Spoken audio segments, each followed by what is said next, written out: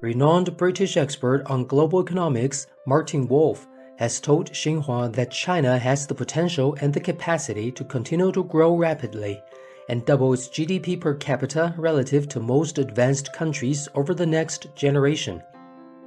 The potential to grow rapidly to a higher level clearly must exist.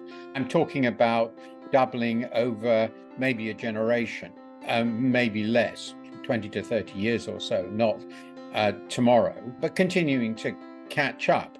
Now, what makes this plausible in China's case is, well, what it's achieved already so far.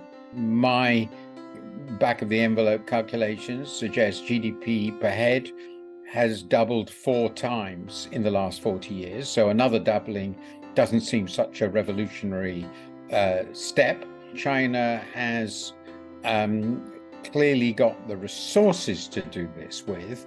It has a very high investment rate.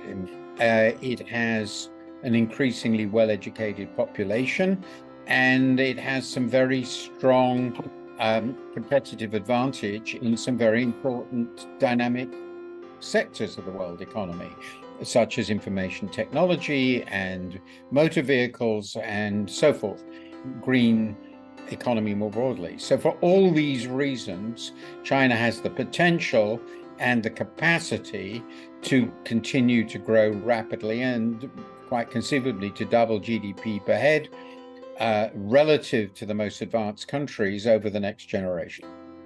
Wolf said if China's GDP per head doubles in the next generation, it would become the world's biggest economy. China's record in the last 40 years is really without parallel in world history, modern world history, which was the first time this was even conceivable. Its economic development is completely unparalleled, particularly when you think of its staggering size. I would say that if China's GDP per head doubles in the next generation, China would then be the largest economy in the world. If the potential I've described, which I'm sure exists, is actually exploited, which is a big if, then China would become the biggest economy in the world for the foreseeable future.